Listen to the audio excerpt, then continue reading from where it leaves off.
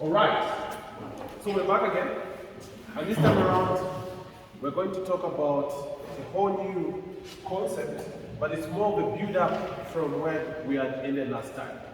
Last time we met, we were talking about fatty acid synthesis, and we were able to explain how this process is going to be facilitated by the concentration of blood glucose. We say that when your concentration of glucose becomes high, it's going to lead to stimulation of insulin secretion, which is going to have a lot of effects. One of the effects of insulin was that it was leading to phosphorylation of enzymes. One of the enzymes dephosphorylated was the enzyme acetyl-CoA carboxylase, which was actually being converted into what we called a polymer from a protomer. And ultimately, when activated, this enzyme was leading to the conversion of acetyl-CoA into malonyl-CoA. That we said was the committing phase of fatty acid synthesis. You see, it's very interesting that you have to have that on the background because it is this same malonyl-CoA which plays a very special role in determining whether beta oxidation is going to occur. Malonyl-CoA has an effect on the process which leads to the breakdown of fatty acids. And this is particularly the process of transportation of fatty acids from the cytosol of the cell into the mitochondria. So if the fatty acids do not go into the mitochondria, beta oxidation will not occur. If the fatty acids find themselves into the mitochondria, beta oxidation is going to occur. So the rate limiting reaction for the breakdown of fatty acids is particularly just the entry of these fatty acids into the mitochondria. How does malonyl-CoA prevent the entry of fatty acids into the mitochondria? It will bind onto an enzyme called carnitine palmitoyltransferase 1, which I'll show you. And once that enzyme is bound by malonyl-CoA, it signals that there is high amounts of insulin, and it will actually inhibit the entry of fatty acids into the mitochondria and prevent beta oxidation. So today we want to build up on the circumstances that will lead to beta oxidation. What are these circumstances? You see, beta oxidation is actually going to occur mainly when you are in starvation. When you starve for a while, particularly overnight starvation, you probably have your dinner at about 19. You find that within the period of about 12 hours or so, beta oxidation starts increasing because you could have started using most of your stored glycogen and things like that, and then you start working on beta oxidation. It is highest mainly about 18 hours post-eating, because at that point you will have probably depleted all the stored glycogen. That is when it's highest. But this process, you need to know, they never cease. They tend to continue, but at a very low pace. So, when you don't consume carbohydrates, you discover that you have a depletion of a reduction in the amount of blood glucose. This low blood glucose in itself is going to stimulate the alpha cells to secrete, the alpha cells of the pancreas to secrete the hormone glucagon. The low glucose at the same time is going to inhibit the beta cells from secreting insulin. The result is that there will be low amount of insulin and a higher amount of glucagon. When the glucagon has been secreted, it goes directly into the blood and it's going to reach its receptors. Glucagon receptors, you find them mainly in the liver, in the membranes of the hepatocytes. That's where you find them. While there are other receptors that would actually lead to similar effects, like the ones that will happen as a result of secretion of glucagon. So let's talk about the receptors found in the beta cells, in the hepatocytes rather. You see, when you look at the structure of the membrane, with its phospholipids there, it would actually have the receptor which is going to be made out of about 7 alpha helices.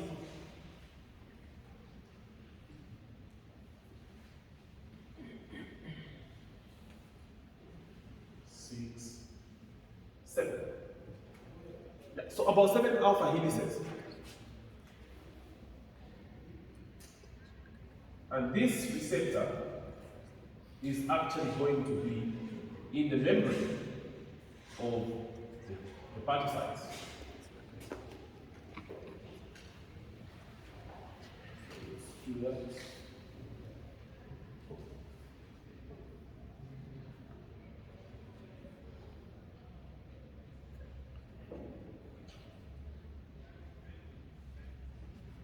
So these are your phospholipid bilayers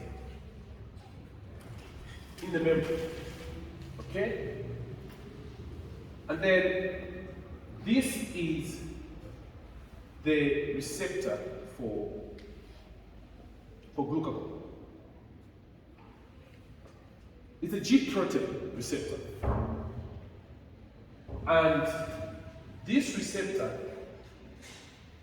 would actually be closely located with an enzyme called adenyl cyclics. Adenyl cyclics. Adenyl cyclics. This would actually be closely located with this G protein receptor. This would be a case in your hepatocytes membrane. And then this G protein receptor also has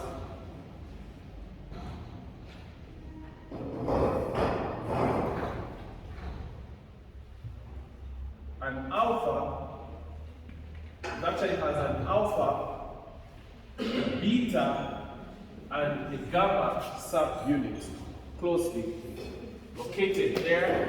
And to it, on the alpha subunit, there is GDP attached there. So this is what it would look like as a G protein receptor.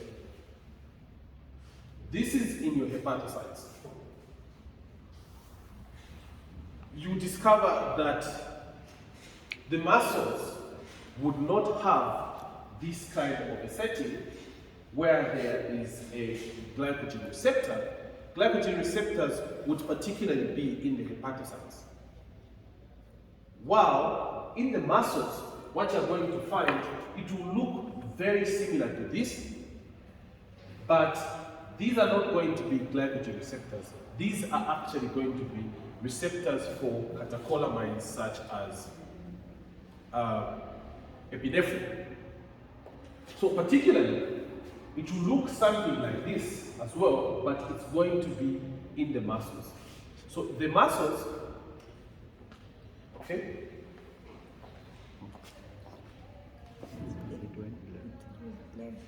Oh, okay. Bled? Okay. But are we good? Maybe it's yeah, so this is going to be a circumstance in the hepatocytes. In the muscles, you find that you actually have beta adrenergic receptors, which are actually going to be receptors for epinephrine. They will look very much like this. Their effect is actually going to be similar to the effect of glycogen, of glucagon rather. So here's what happens. You have low blood glucose. The glucagon is actually going to be secreted. Once glucagon has been secreted, the result is that this glucagon is coming to bind to its receptor here.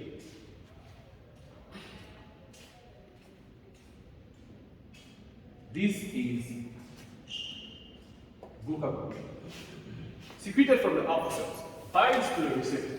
Once it binds to the receptor, it leads to conformational change where there is a replacement of GTP where GDP was. So this leads to autophosphorylation, and ultimately this GDP is going to be GTP, and it will lead to transportation of the alpha subunit, which was bound with GTP, to come and attach to adenyl cyclase. So you have adenyl cyclase bound with the alpha subunit, which in this case is going to have a GTP.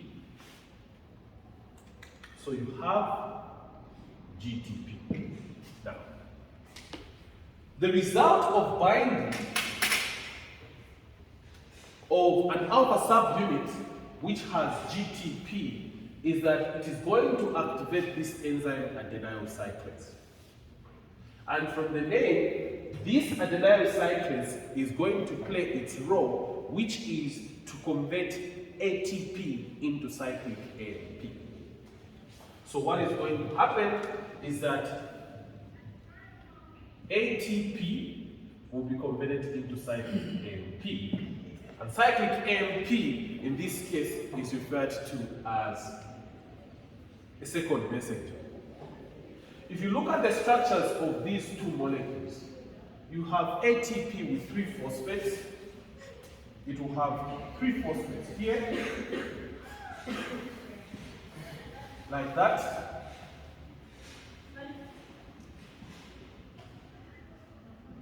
And this ATP, once it undergoes cyclization,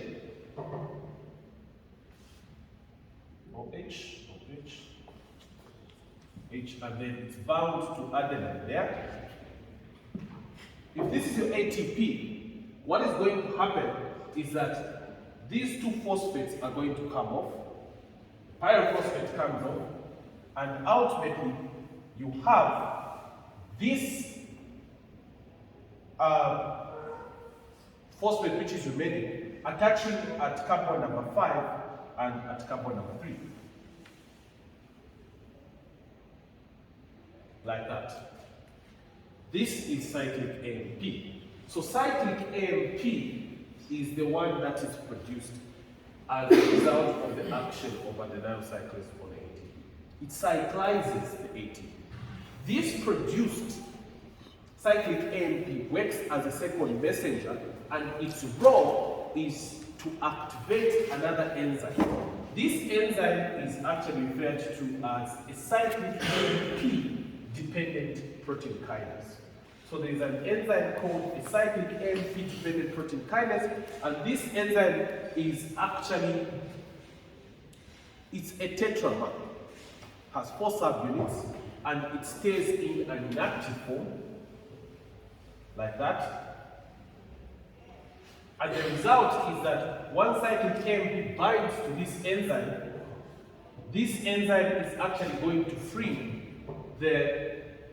the active sites of this enzyme, such that it becomes activated and it will have the cyclic AMP attached there. Once it has attached the cyclic AMP, this cyclic AMP dependent protein kinase, which was in an inactive form, usually referred to as the B form, is converted into the active form. Cyclic AMP dependent protein kinase, which becomes in an A form. The A form is the activated form of the cyclic AMP dependent protein kinase. This is also referred to as protein kinase A. This cyclic AMP dependent protein kinase is also referred to as protein kinase A. The role of protein kinase A is to cause phosphorylation of a number of enzymes. Some of the enzymes that cyclic AMP dependent protein kinase is going to phosphorylate include enzymes such as glycogen synthase and glycogen phosphorylase. When glycogen synthase and glycogen phosphorylase have been phosphorylated,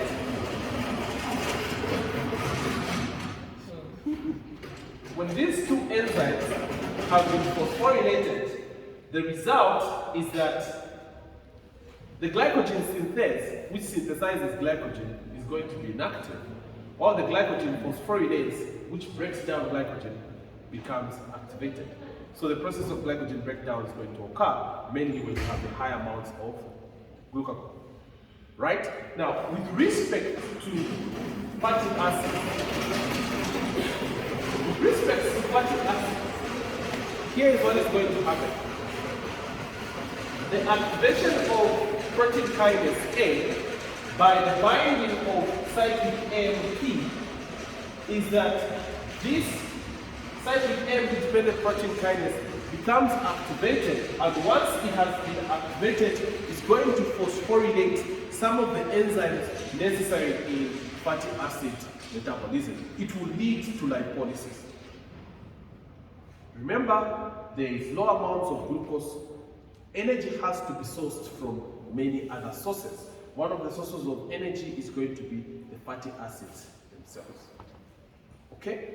So, cyclic AMP-dependent protein kinase, once activated, is going to actually phosphorylate a number of enzymes. For the enzymes that relate to beta oxidation and breakdown of fatty acids, one of the enzymes that will be activated is called hormone-sensitive lipase.